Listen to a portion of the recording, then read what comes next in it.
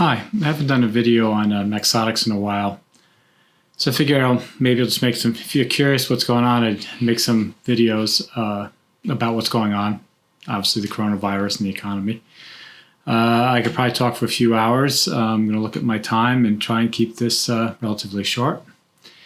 So, what do I think? I think we're going into a depression that may last years or decades. Why is that going to happen? It can be explained from many angles, but let's just start with the raw basics, which is the things in motion stay in motion and things at rest stay at rest. So an economy is in motion as it has been the past 10 years. It goes fine, and we've had 3% unemployment if you just look at everybody's looking for a job, or 50% unemployment if you factor in people who aren't looking for a job.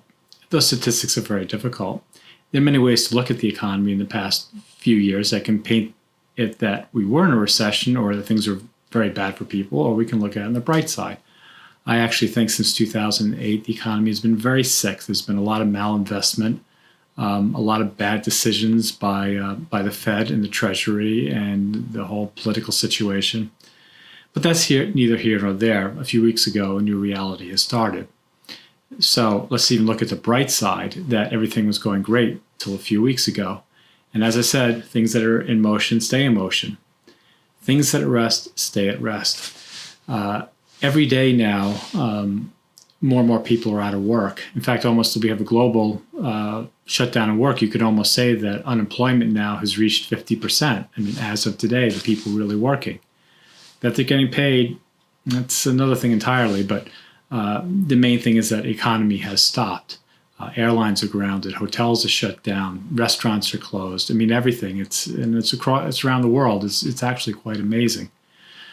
So the question is, as the coronavirus really starts to send people to the hospitals as they get overwhelmed, which I think will happen in the U.S. or here in my area in Boston in the next couple of weeks, that'll happen, and then the hospitals there'll be a new amount of panic and a new amount of worry. So I think everything will stay closed for a month or two, and then people just won't be able to take it anymore, and they'll be like, well, follow these precautions to go out. So I'd say March, April, May, that the economy is going to still stay closed in many places in the United States and the world for the next couple of months, March, April, May. Okay, so that happens. We're going to get checks from the government. They're going to try and do bailouts to the airline. But this is another problem that we're dealing with. Again, we're dealing with the first problem, that the economy is stopped. And it's very hard to get something stopped to getting it into motion, whether it's a bicycle or it's an economy. So that's not going to happen. Things aren't going to spring back in a few months. That's going to take years. And there are many reasons for that, which maybe I'll go into in another video.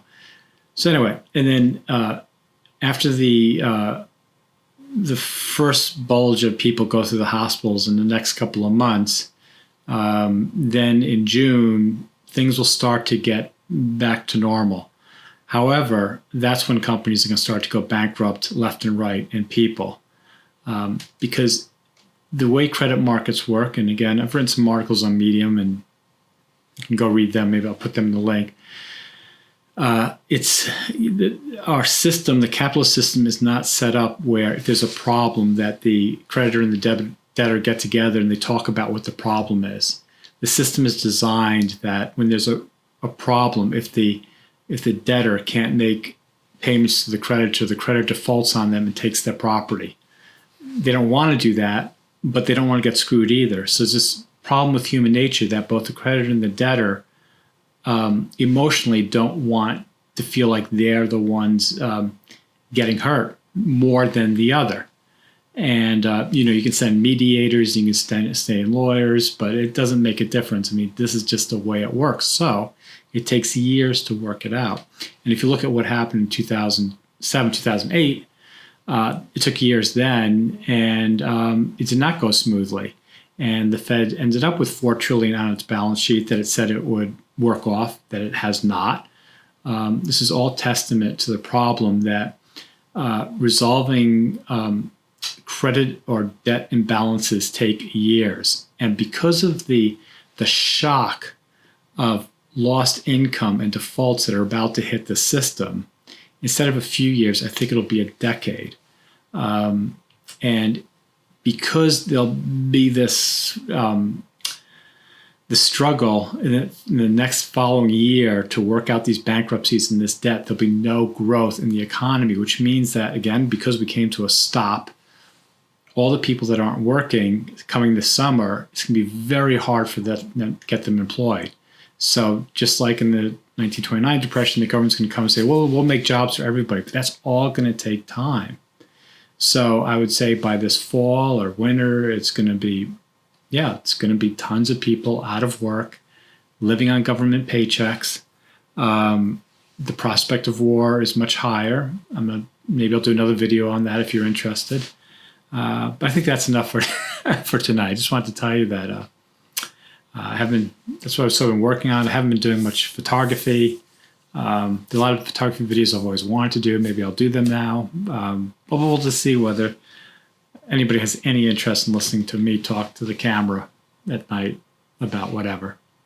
Anyway, I hope you're well. And I want to also, many people get upset with what I'm saying, panicking. This is a good side, right? I mean, we're all in the same boat, and we're all going to have to discover simple pleasures again, like photography. I mean, so what? You can't buy a house or a car or this or that, and you're living on rice and beans. So you take your camera out, you have some fun. So I'm not telling you all this to scare you to say, oh, we're going to die and the sky's falling. I'm just trying to tell you that life is going to change for the next few years, probably the next decade, into a simpler life as the economy stalls and takes a long time to grow. And the people that don't fight it, that get into the simple pleasures, I think will do okay, might even do better. There are many inventions and discoveries in science and in the arts that happened during depressions because people had the time to really read and think and just do long-range projects. So I want to leave you on that happy note. Again, hope you're well, and maybe I'll see you next time.